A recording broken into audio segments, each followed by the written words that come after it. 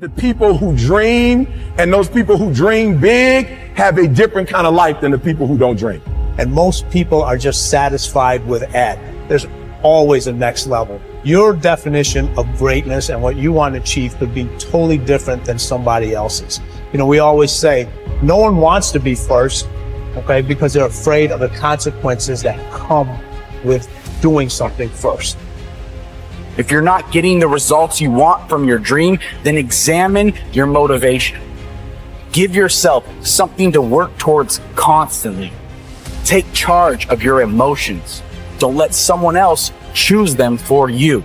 If you're not going to do everything that is necessary to get where you want to be in your life, why even bother? Sounds harsh, doesn't it? Makes you wonder, why am I saying exactly what I just said about your discussions and what it is that you have inside yourself. You have got to have a different type of conversation within yourself and stop doing the word can't and stop doing the word try. Dreams will remind you that even if the situation isn't temporary, dreams still give you a purpose to live a bigger life despite what you're dealing with, because they will help you move through the chapter of the life that you're in more powerfully, more grounded, and more fulfilled. Now, believing in yourself is simply an attitude. Believing in yourself is a choice, because in fact you can. Those who succeed don't believe in limits. They study until they understand. They don't give up when they experience doubt. They don't give up when it's hard. They do not give up, full stop. They keep working hard even if they've been rejected. They keep at it. They keep searching for new opportunities. That's exactly how you have to be. Life is hard, and you'll never get far if you limit yourself in anything you do. Stop wasting your time making excuses and blaming other people. You need to set goals and pursue them, but you got to set goals to create pressure and get some support until you get there. And the worst thing you can do is let yourself off the hook, and that's what excuses do. You let yourself off the hook. When you set a goal, when you have a dream, when you have a vision, don't you ever let yourself off the hook. And start now. Start believing, start dreaming, and create the life and the person. Most people never develop their talents. They have skills and abilities, but if you don't nurture them, if you don't develop them, they will never serve you. Your gifts can take you many places if you develop your gifts. Most of us don't like to do those things that come easy to us. I've always loved to talk to people. I decided, taking this advice, to develop my skills as a speaker. And my gift has developed and it's taken me many places. You have something that you brought to the universe. And that if you decide that my life deserves my developing this, what I do well, and becoming the best at it and mastering myself and seeing what I have within me, if you decide to drop your buckets where you are and develop your gifts, I grant you, you'll never ever be without. I grant you that your gifts will take you places that will literally amaze you. I grant you that if you begin to work to develop your gifts, you'll develop a strong sense of happiness. You'll get a larger vision of yourself, because part of beginning to get a larger vision of yourself, all of us need some area of our lives where we can have a feeling of competence. That people know when they think about this area, that's something you do. That you eat and sleep at. And that you do that. You do that. When other folk are having a good time, you've got to have the strength of character to concentrate, to make a conscious, deliberate, determined effort to read one book a month in that area. In 5 years, you'll be among the top 5% experts in the world. I read a minimum of 2 books a week.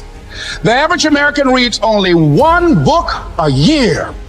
If you decide that area that you love, that you are going to master that particular area, in this era of accelerated change, overwhelming complexity, and tremendous competition, as you begin to develop and expand your skills and your talents and your vision of yourself, you will always be in control have better lives, enjoy greater fulfillment and satisfaction, have happier relationships, and contribute more to their communities. Others will not. The most important single quality that you can develop in a time of rapid change is the quality of flexibility. The opposite of flexible thinking is fixed or mechanical thinking. The opposite of approaching life with an open mind is to react automatically and predictably in every situation. The opposite of flexibility is an unwillingness to change in the face of new information or circumstances. The quality of flexibility is therefore essential if you want to do and have more than the average person.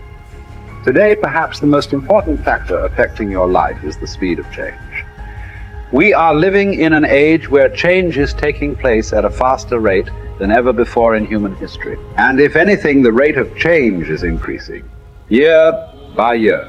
Change is coming at us from all sides and in so many different ways that it is often impossible to anticipate what might happen next. By its very nature, change is unpredictable, often forcing us to scrap our very best plans and ideas overnight as the result of a completely new and unexpected development coming from a new and unexpected direction. As a result, we have to remain flexible in our thinking and in our possible courses of action. You must learn to say to remain flexible is, I made a mistake. It is amazing how much time, energy, and money is wasted because someone's ego is so large that they will not admit they have made a mistake, even one that is obvious to everyone around them. Once you say, I was wrong or I made a mistake, the issue is largely over. From then on, everybody can get on with resolving the problem or achieving the goal. But as long as a key person is unwilling to admit that he or she has taken the wrong course, everything comes to a stop. We have seen this repeatedly in national politics, where the failure of a single person to admit a mistake or blunder has led to tremendous waste of time and energy for everyone involved, and often for the entire nation. Here is the most important rule of flexibility. Be clear about your goal, but be flexible about the process of achieving it. Always be open to the influence of your superconscious mind. Remain sensitive to the possibility of serendipitous and synchronous events. Be open to ideas, inspirations, and inputs from other people. In the New Testament, Jesus said, you must become like a little child if you would enter into the kingdom of heaven. One interpretation of these words is that you must remain open-minded, flexible, calm, confident, and curious if you want to be able to recognize new opportunities and possibilities as they open up around you on your journey toward your goal. Resolve to remain flexible and open no matter what happens. Remember, there is almost always a better way to accomplish any task or to achieve any goal. Your aim should be to be alert and aware to what it might be, to find it and then to take action in that new direction as quickly as possible. This will ensure that you inevitably reach your goal, sometimes in the most unexpected and surprising ways.